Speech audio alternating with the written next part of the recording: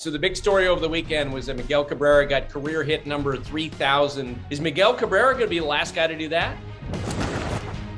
Tim Kurkjian covers baseball for ESPN. And if you cover baseball today, Tim, that means talking about the strike zone that was called last night by Angel Hernandez in the Phillies game against the Brewers.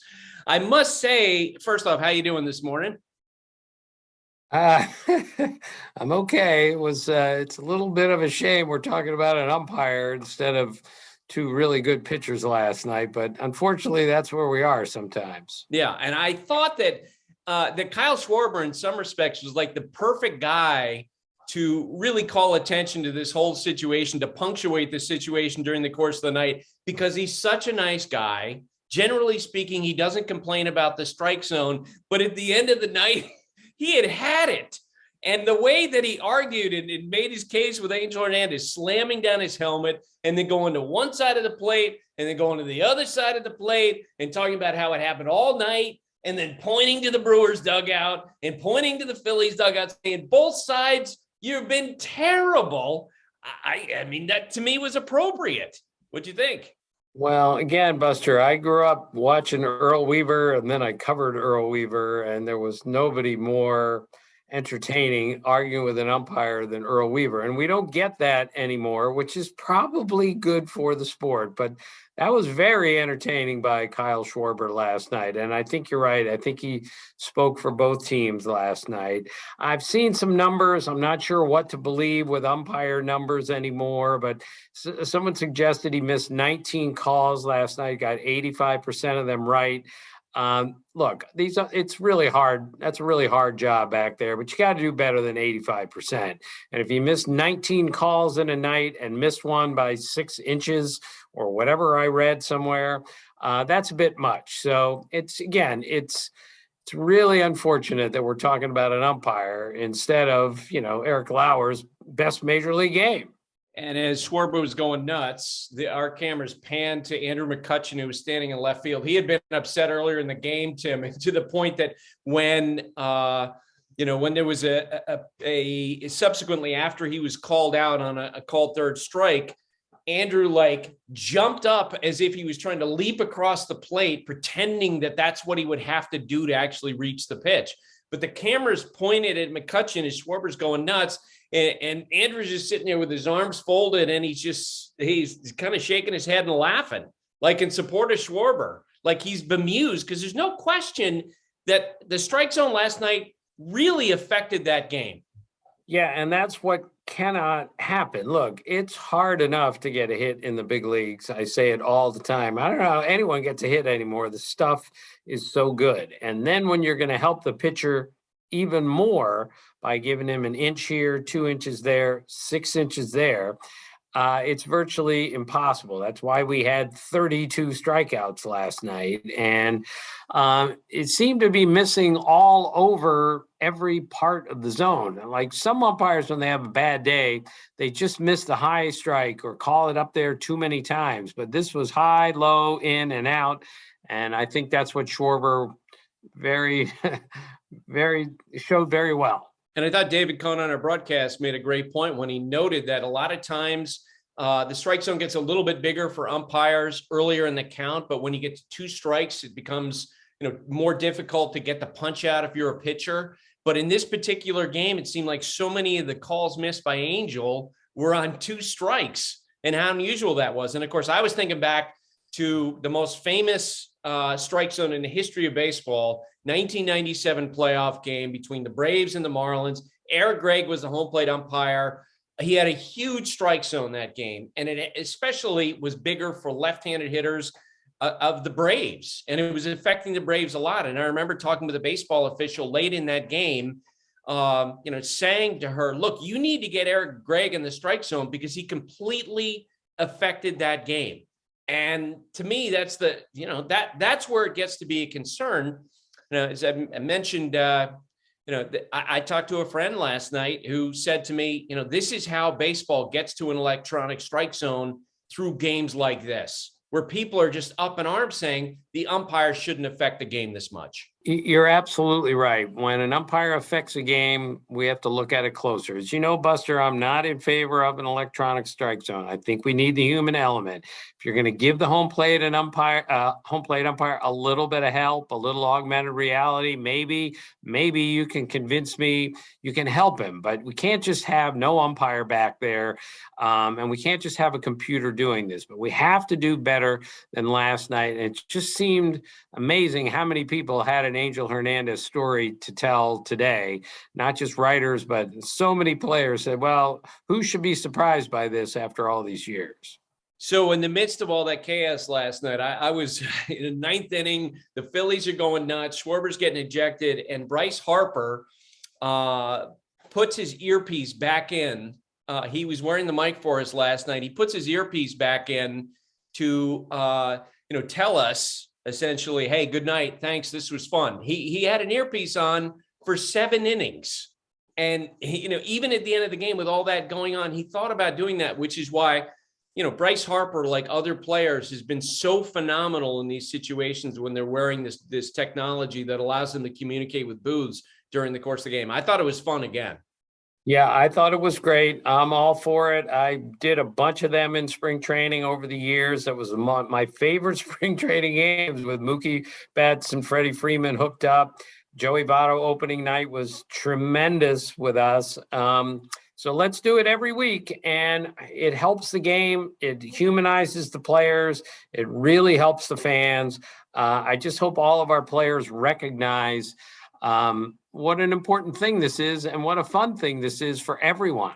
Yeah, and so far they certainly have. You started with Joey Votto, who passed it on to Kike Hernandez, who passed it on to Ozzie Albies and to Bryce Harper. Next week we get Francisco Lindor. I did, before we turn away from that game, I did want to talk about Eric Lauer, who I always sort of thought of as being this soft tossing lefty, like this guy who, he wasn't ever going to be one of the elite pitchers in the National League. But Tim, based on what we saw last night, based on what we've seen with his velocity the last couple of years, I think he's climbing into that upper echelon of guys. What do you think? Right. And your velocity note, Buster, was really, really important to read that and hear that yesterday. I mean, you would think at his age, he's not an old guy by any means, that the velocity is going to even out at some point. For him to keep rising in velocity, I think speaks directly to what great pitching coaches can do, what new mechanics can do, and what, all the workings of the inside of the game can make you throw harder, because he's not a particularly big guy. But it's a great sign when a guy's throwing 2, 3, 4 miles an hour harder than he was, 4 years ago. That's a big jump, and it's really helping him. It's like Craig Counsell told you last night. You get a margin for error when you throw a little bit harder. You don't have to hit every single spot to get by. Now, before the season started, just on the eve of the season, we were making our picks, which you and I hate. Having to, turn those in because we know we're going to be wrong all the time. I initially turned in the Brewers to win the National League Central, and then I flipped it. I picked the Cardinals because they felt like they have enough depth during the course of the year. Their offense is pretty good. But then after seeing the Brewers this weekend, after seeing Lauer last night, I was like, what was I thinking? Because nobody matches up with their rotation. Yeah, and I didn't think anyone matched up with their 3-man rotation. Now you could go 5 deep, because Adrian Houser's pretty darn good too, but Lauer's been tremendous. He was really good last year too, but he got a little bit overlooked with those front 3 guys. So, and you still got the 2 great, relief guys. So you could make a case now. I've said before, maybe if you look at the 5 best pitchers on any team, you might say the Brewers have the best collection of 5 pitchers. But now you could go deeper than that, perhaps, and go 6 or even 7. Give me a team that's got 7 pitchers better than the 7 best Brewer pitchers. Not many, if any. All right. So the big story over the weekend was that Miguel Cabrera got career hit number 3,000. What's his legacy, Tim? You're better than anybody at couching what a player's meant across the landscape of baseball history. Well, he's obviously one of the greatest hitters that we've ever seen. He's certainly one of the top 10 right-handed hitters of all time. And, he's just, as Buck Showalter likes to say, he's not just some big hairy guy who hits the ball a long way. He is a great hitter and always has been. 7 players have 500 homers, 3,000 hits. He has the highest batting average, 310, of any of those 7 players. I told you this story, Buster. I did a game in Detroit one night, and the Yankees shifted on Cabrera and left second base wide open. And he hit a ground ball through that hole. And he laughed all the way to first base as he's looking to the dugout, almost to say, you guys really don't think you can shift and make it work against me, do you? You don't think I can hit a ground ball over there whenever I want? He can. Same season, Buster, we had another game. I swear, the Yankees weren't going to pitch to him. And they were going to pitch to him, just not they weren't going to intentionally walk him. So he intentionally got behind 0-2 in the count, swung at 2 pitches, fouled him off out of the strike zone just to make the Yankees think, all right, it's 0-2 now, we can get him out maybe. And the next pitch, he rifled to right center for a double. I mean, that's who Miguel Cabrera is. And I told you the story. Jim Leyland told me in spring training. Jim Leyland, not easily impressed. 5 straight pitches in spring training, just messing around. Cabrera went left field line, left center, dead center, right center, and then hit a home run right down the right field line on 5 straight pitches. Leland said, look, nobody can do that. And Max Scherzer looked at me once and said, Miguel Cabrera is the greatest hitter ever to walk the earth. I think that covers just about everything. Yeah, during one batting practice session that I saw right after Prince Fielder joined the Tigers, it was in spring training. Miggy was doing what he does, which is to drive the ball to right center field. He's hitting it over the fence. And Prince Fielder just looked at him and was like, how do you do what you do? I mean, here's one of his peers, an MVP, a perennial all-star contender.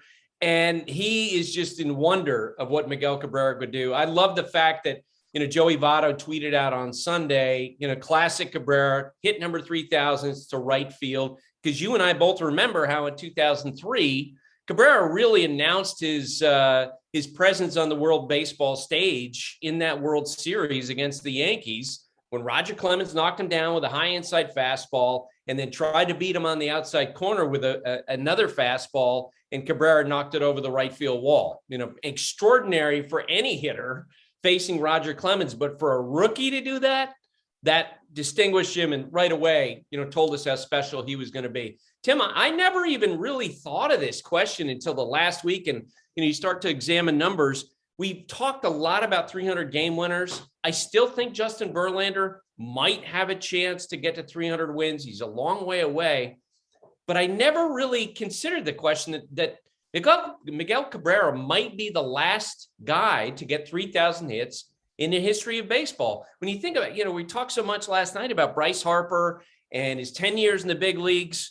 He's been a great player. He's been playing all the time. He's got 1,274 hits. He's not close to getting 3,000 hits. Is Miguel Cabrera going to be the last guy to do that? Well, he's going to be the last guy for a long time. I'm not going to say the last guy forever, but look at how we play the game today, Buster. The value of the hit is no longer there. We're really only interested in hitting the ball out of the ballpark. So somebody getting 200 hits a year, I mean, it's a great thing, but it's not the biggest thing like it used to be. Everyone's trying to draw a walk. Everyone's trying to work a deep count. We're getting healthy scratches too, where guys aren't playing 162 games. That's how you get to 3,000 hits. You're Pete Rose getting 200 hits every single year and playing 160 games every year and swinging the bat as often as you possibly can. None of those things is happening today, which is why I don't see Robinson Cano. At this point, I don't see Jose Altuve getting there. He's 32. I mean, Manny Machado's only 29, and he's got 1,400 hits, but he's got a long way to go. That's a lot of hits when the game doesn't value a lot of hits. No, and batting average is certainly not the focus. They want hitters to get deep into counts and, take walks and on base percentage. Not saying that's wrong, but it's certainly a different style. Tony Gwynn racked up a lot of hits in his career, but he was not someone who necessarily took a lot of walks. So it will be interesting, in the years to come, how long it'll take for another candidate for 3,000 hits to begin to emerge. On Saturday, the big story at Yankee Stadium, Tim, should have been a ninth inning comeback by the Yankees against the Guardians. But here was the sound after the game-winning hit by Gleyber Torres. The fans are just firing all kinds of objects at the Guardians outfielders in right and right center, and the Guardians dugout is empty. And this animal house that they call Yankee Stadium embarrassing itself in an ultimate way. I think Tom Hamilton on WTAM 1100 absolutely nailed it. The fans who were involved in that completely embarrassed themselves. Now it feels like, Tim, to like Captain Obvious to say, of course you don't throw stuff on the field, right?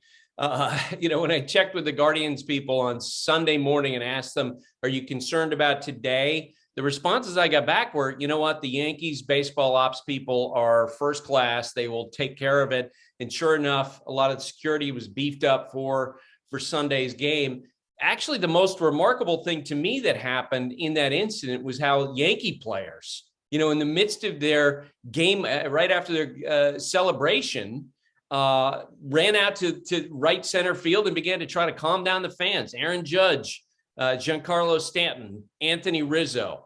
What do you think about the whole situation? Well, I think, it was terrible. You can't throw anything on the field at a player. It's just, you can't. And people need to be punished for that. Maybe Miles Straw shouldn't have done what he did, but I'm with Tito Francona on this. He's sticking up for a teammate who was injured, and he didn't touch anyone. He didn't hurt anyone. He just told him, look, you can't do this.